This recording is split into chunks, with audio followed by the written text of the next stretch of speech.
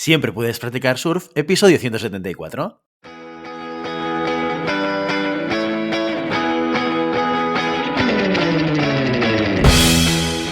Bienvenido y bienvenida a Siempre puedes practicar surf, el podcast diario sobre recursos humanos. Este podcast está pensado para profesionales de recursos humanos, gerentes o jefes de equipo y podrás encontrar técnicas, consejos, ideas, conceptos y noticias sobre la gestión de personas. Eso sí, con un enfoque práctico y aplicable. Hoy episodio 174 del miércoles 23 de febrero del 2022, programa en el que vamos a explicar y desarrollar un caso práctico sobre gestión de personas. Pero antes, dejadme que os recuerde que podéis encontrar más contenido en nuestro blog e información sobre nuestros servicios en nuestra web, en globalhumancon.com. Desde allí os podéis apuntar a nuestra newsletter para no perderos nuestros webinars, streamings y todo el contenido de actividades que organizamos desde la consultoría Global Human Consultants. Los casos prácticos consisten en un primer capítulo en el que exponemos una situación real que ha ocurrido dentro de una organización y en el que al finalizar os proponemos una serie de cuestiones para resolver la situación de una manera más adecuada. Como todo un profesional de recursos humanos, la semana siguiente resolvemos y compartimos con vosotros nuestra solución. Y así cada miércoles. ¿Preparados? Dentro cortinilla.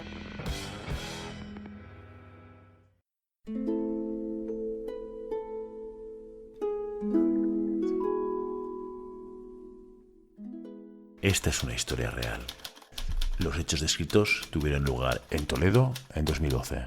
A petición de los protagonistas, los nombres han sido cambiados. Por respeto a todos los demás, el resto ha sido contado exactamente como ocurrió. La semana pasada presentamos un caso que, vamos a ver, reconozco que es una situación un poco exagerada, pero seguramente en cierta medida también te ha tocado llegar a vivirla una vez. Y si no, pues buena suerte para ti. Para hacer un poco de memoria, en el episodio anterior os hablaba de Emilio Nario. Emilio es dueño de una empresa que hasta ahora había sido próspera. La había heredado su padre y este del suyo y así sucesivamente. Siempre fue bien, pero los tiempos cambian y las necesidades del mercado pues también cambian. La empresa de Emilio no se adaptaba y eso se notaba. Las ventas caían y el engagement de los clientes también. Cuando Emilio pedía explicaciones, los gerentes de los distintos departamentos, que por cierto eran todo hombres, siempre dejaban claro el mismo mensaje. Existía un déficit de talento en los roles clave y la empresa necesitaba renovarse e incorporar nuevos profesionales. Llegados a este punto, Emilio no tuvo más remedio que ceder a la obviedad de que sus colegas tenían razón, así que pidió a los diferentes managers que contribuyeran en la actualización de la plantilla con nombres de posibles candidatos. Pero el tiempo pasaba y la plantilla seguía igual. ¿Es que no existía el perfil adecuado? Emilio decidió poner el tema en manos de profesionales, así que contrató un servicio de RPO. Para llevarlo a cabo correctamente, la persona que llevaría el proceso de selección necesitaba saber qué estaba buscando exactamente, aunque le parecía extraño que Emilio no encontrara nada por su cuenta, ya que el tipo de perfil que necesitaba pues no era para nada escaso. Entonces Emilio explicó que estaba buscando lo siguiente.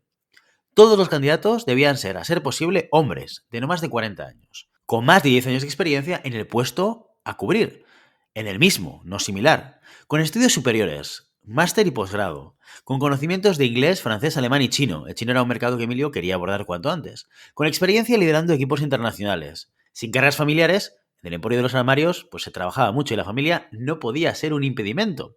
Con una alta resistencia al estrés y la frustración, acostumbrado a manejar grandes volúmenes de trabajo, pero que fuese muy atento a los detalles. Cuantos menos fallos, pues mejor. Etcétera, etcétera, etcétera. Y las preguntas que os lanzamos fueron las siguientes. ¿Lo que pide Emilio es realista? Si fuerais Ofelia, la persona que lleva el RPO, ¿cómo procederíais ante esta situación?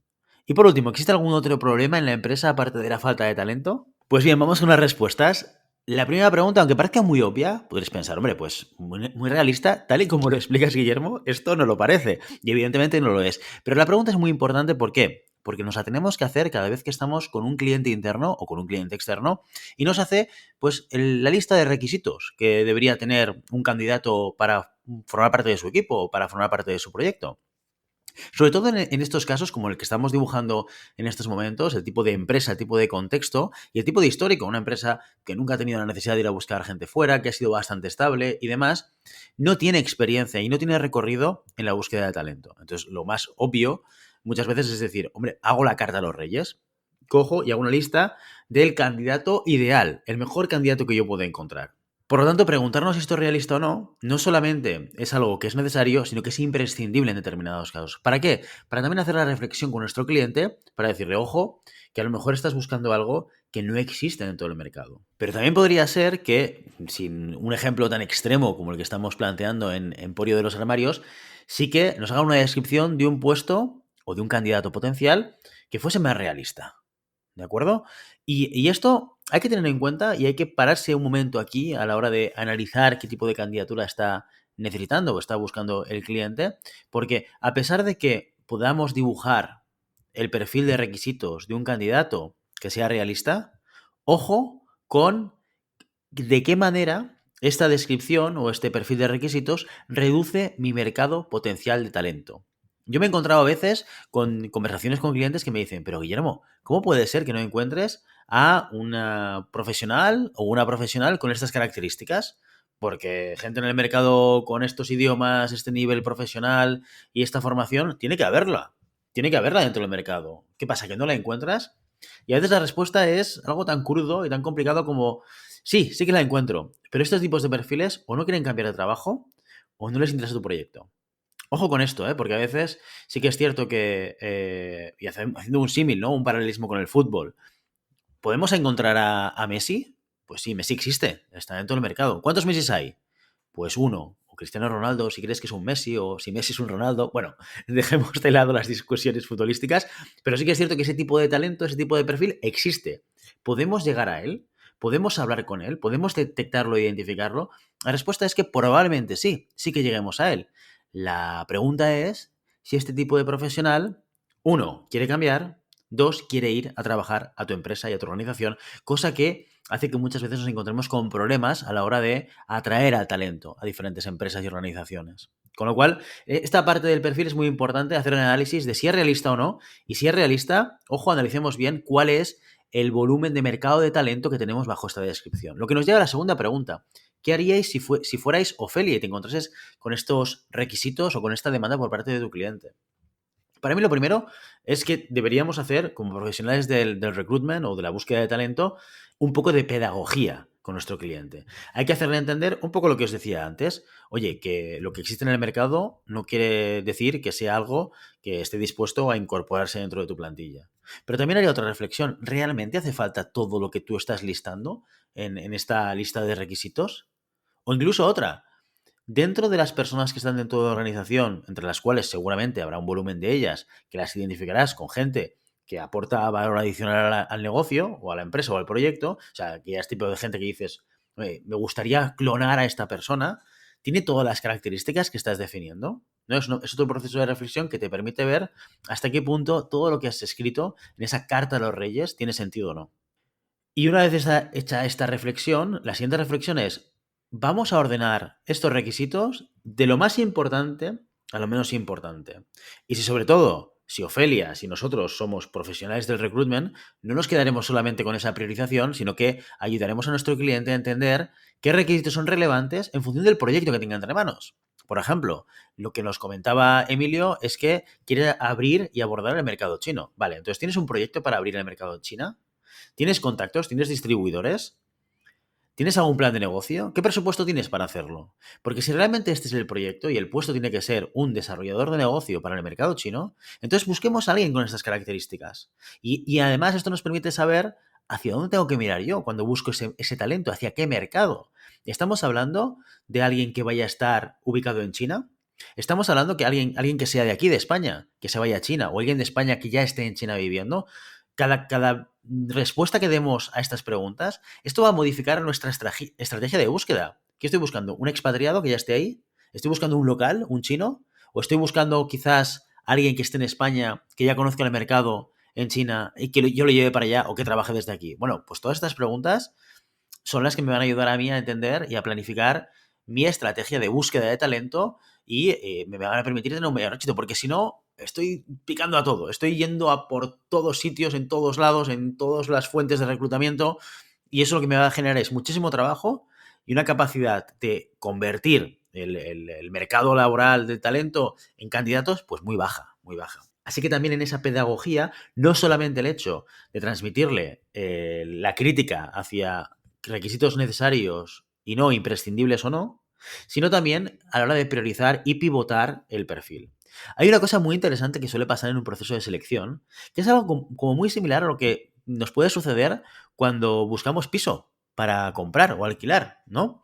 Que es que de repente tú tienes en la cabeza una serie de requisitos, número de habitaciones, el tamaño de la vivienda, el barrio, pues una serie de cosas. Tú haces un dibujo de cómo sería tu vivienda ideal, ¿eh? Y en la medida en la cual vas a visitar y vas a ver, de repente esos criterios se van modificando. Porque ves cosas que te gustan o cosas que pensabas que te iban a gustar o que iban a ser relevantes y luego cuando lo ves en realidad, pues dices, pues quizás esto no es tan importante, quizás no es tan relevante que el salón mida tantos metros cuadrados, pero empiezo a pensar que un parking dentro del mismo edificio es algo que es importante y no lo había pensado antes. Es decir, en la medida en la cual buscas, vas aprendiendo y vas contrastando aquellas cosas que realmente se vuelven como core dentro de tu búsqueda y cosas que quizás no lo son tanto. Por lo tanto, reaprendes. ¿Y esto por qué lo digo? Porque muy importante es pivotar el perfil. Aprender tu proceso de búsqueda e irlo pivotando. ¿Qué le ha pasado a Emilio? Pues que ha iniciado una búsqueda masiva interna diciéndole a todo el mundo hay que fichar a gente con estas características y ya está. No ha preguntado al resto de managers, oye, ¿qué hay del perfil que no encontráis? ¿O dónde habéis ido a buscar? O incluso una pregunta más interesante, de estas características que hemos definido, ¿creéis que hay alguna que sobre? Cuando habéis ido al mercado, ¿hay alguna que realmente frene el hecho de que tengamos candidatos? Bueno, pues esto es lo que se le llama pivotar el perfil. Y la pivotación del perfil pasa necesariamente por ir viendo y conociendo el mercado, cosa que hacemos los recruiters, cosas que hacemos los profesionales de la búsqueda de talento como Ofelia. Y en último lugar, esta es la pregunta de la guindilla del pastel. ¿Existe algún otro problema en la empresa aparte de la falta de talento? Bueno, pues hay una que es muy evidente, que hemos tratado ahí como pequeños detalles dentro de la descripción, que tiene que ver con la diversidad dentro de la organización. No tiene nada que ver con el proceso de selección, aunque sí que es verdad que cuando lees el perfil, pues queda muy marcado. Pero esto es una compañía, una organización hecha, construida y ejecutada y operativizada por hombres. Con lo cual, esto lo que te hace indicar es que de alguna manera no solamente hace falta hacer una renovación de talento, sino también de concepto de la organización. Tenemos que aceptar esa diversidad, no solamente por una necesidad, ahora por ejemplo en España, ¿no? Con los planes de igualdad, que es una obligación que tenemos que poner en marcha una serie de proyectos que nos ayuden a garantizar esa igualdad, no sé, pero equidad, diversidad dentro de nuestra organización, sino que además esto te va a aportar valor, no solamente por traer evidentemente, a un núcleo del talento muy importante, que es la mujer, que al final, si vas a buscar hombres, desde una perspectiva muy práctica, estás anulando la posibilidad de analizar prácticamente pues, la mitad del mercado en este sentido. Sino que además, lo que es cierto es que las nuevas generaciones valoran muchísimo entornos mucho más diversos y entornos con una cultura mucho más abierta. Con lo cual, también hace falta que Emporio de los Armarios se ponga un poquito las pilas a nivel cultural y se modernice. ¿Por qué? Porque si no, no solamente tendrá problemas porque ha hecho una descripción de un perfil como muy exagerada, como muy poco realista, sino que además, cuando vaya al mercado a explicar su proyecto, va a haber gente, sobre todo generaciones pues, más jóvenes, que van a mirar o van a analizar esa propuesta empresarial y de proyecto como una propuesta un poquito antigua, un poquito de otra época. Así que mi recomendación también en este caso sería Emporio de los Armarios, trabájate un poquito más lo que es la diversidad dentro de tu organización, trabaja también los procesos de gestión de personas, porque eso te va a ayudar a atraer al talento que tú necesitas en estos momentos. Y con esta última reflexión, con esta guinda del pastel, nos despedimos hoy. Y ya sabes, no puedes detener las olas, pero siempre puedes practicar surf. Y hasta aquí nuestro episodio de hoy. Como siempre, queremos invitaros a que os pongáis en contacto con nosotros, nos deis vuestra opinión y nos sugeráis si tenéis algún tema o alguna pregunta concreta. Lo podéis hacer a través de la página de contacto en globalhumancom.com/contáctanos o a través de las redes sociales. Estamos en Facebook, en Instagram, en Twitter y en LinkedIn. Y si el contenido de este podcast te gusta, no te olvides suscribirte, darnos 5 estrellas en iTunes y me gusta tanto en iVoox como en Spotify. Igualmente recuerda que puedes encontrar más contenidos, noticias y recursos en nuestra web, en globalhumancom.com. Muchas gracias por todo, por tu tiempo, por tu atención y por tu interés en estos temas sobre gestión de personas. Nos escuchamos mañana jueves con el monográfico del mes. Hasta entonces, ¡feliz día!